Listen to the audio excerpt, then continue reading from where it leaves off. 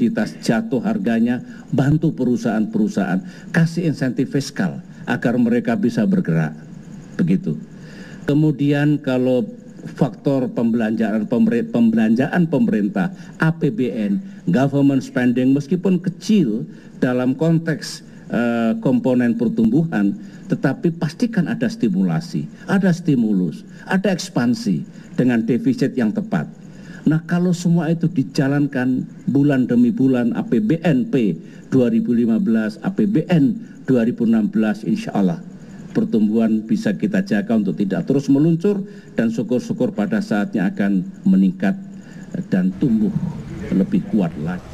Pemirsa, terpuruknya mata uang rupiah dan menguatnya mata uang dolar Amerika Serikat ini membuat sejumlah nasabah mulai melirik mata uang asing lain sebagai investasi. Meski nilai tukar yuan terhadap dolar juga melemah, tetapi sebagian masyarakat tetap menukarkan uangnya ke mata uang asing yuan Tiongkok.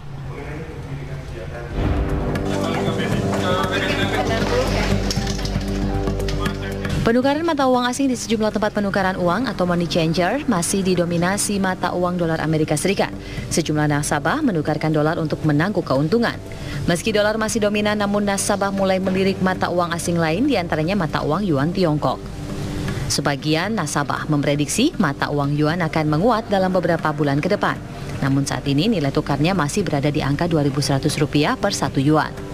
Minat masyarakat membeli mata uang yuan menurut salah satu pengelola penukaran uang naik melonjak hingga 50%.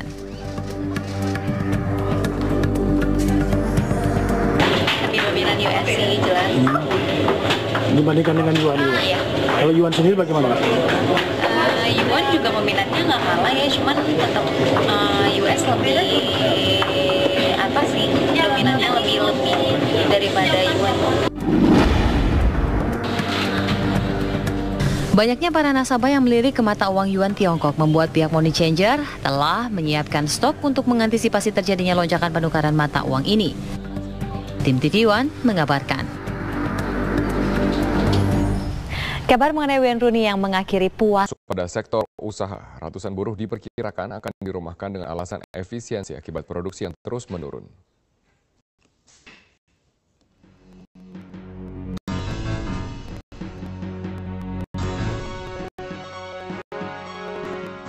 Pelemahan nilai tukar rupiah atas dolar yang hingga kini belum menunjukkan tanda penguatan mulai berdampak ke sektor usaha.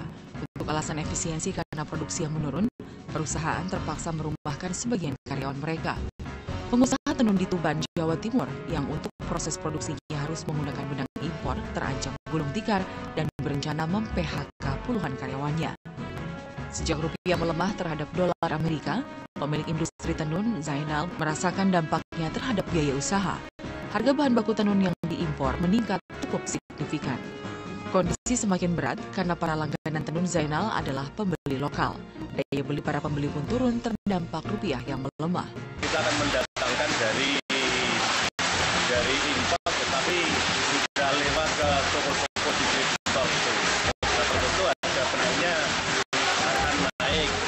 Jangan untuk nanti nilai jualnya pun nanti kalau sudah barang jadi itu nanti juga tergantung dari daya beli pembeli yang di sana.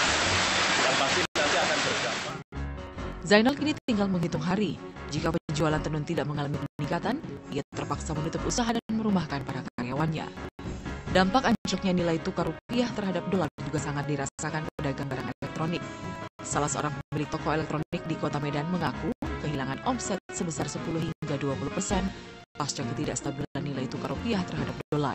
Ya, dari pemerintah juga ikut partisipasi lah, bagaimana di sisi lain melihat pedagang, orang yang bekerja, sebagaimana kalau kita merugi, otomatis karyawan kita akan PHK atau bagaimana kan. Jika nilai tukar rupiah masih tidak stabil dan penjualan terus menurun, maka pengurangan karyawan akan menjadi pilihan yang diambil oleh para pengusaha. Tim Liputan Metro TV. Pembuka, saya justru ingin menyampaikan betapa senangnya saya dan teman-teman tadi ketika mendengar bahwa dalam waktu dekat pemerintah akan menyampaikan sejumlah kebijakan atau tindakan untuk mengatasi permasalahan perekonomian kita. Ketika pemerintah melakukan berbagai upaya yang ditandai dengan sedengar akan ada paket solusi dan kebijakan, maka kami semua menyambut dengan baik. Ini pertanda baik bahwa pemerintah terus bekerja, terus berikhtiar untuk mengatasi gejolak perekonomian yang kita rasakan dewasa ini. Pastilah kalau ada solusi yang dipilih, kebijakan yang ditetapkan dan tindakan real yang juga dilaksanakan, hasilnya akan nyata. Saya pun dulu ketika memimpin Indonesia selama 10 tahun, sering pula menghadapi persoalan seperti ini. Jadi pemerintah atau negara tidak perlu berkecil hati kalau sekali-sekali ada permasalahan yang delicate, permasalahan yang fundamental dan bahkan serius. Ekonomi dunia dan ekonomi kawasan itu sedang mengalami masalah. Ada gejolak, ada tekanan di sana sini, ada volatilitas.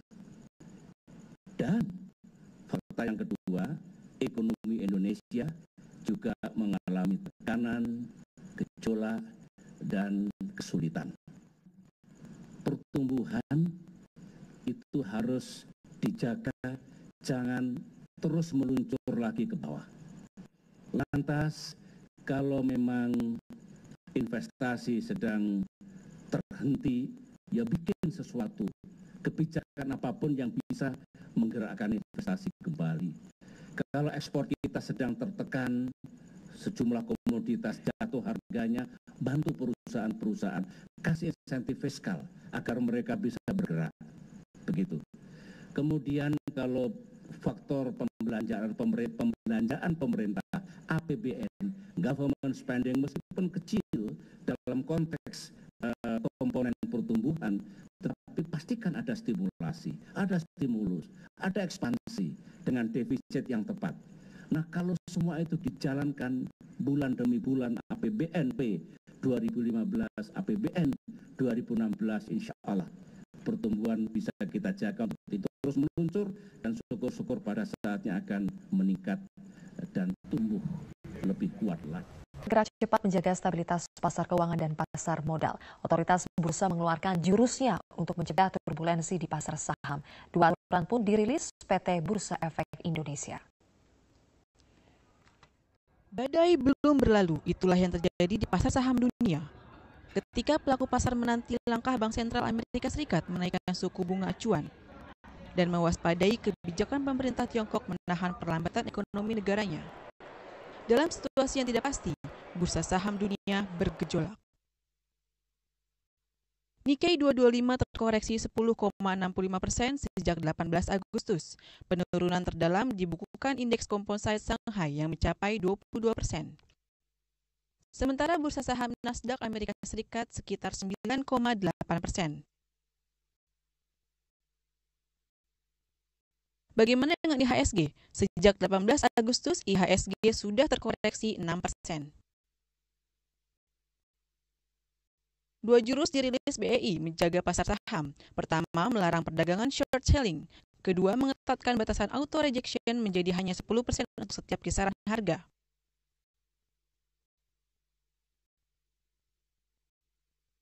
Jangan melakukan lagi short selling dan segala macam yang melanggar peraturan.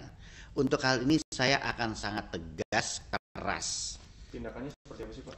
Kalau menurut Undang-Undang Pasar Modal bisa pidana bahkan. Karena itu merusak ekonomi Indonesia secara nggak langsung. Tapi bursa melakukan sampai mencabut izinnya, saya akan usulkan suspend hak bursa. Apa yang saya lakukan? Kalau tangkap, yes, saya akan lakukan itu. Tolong jangan lakukan itu.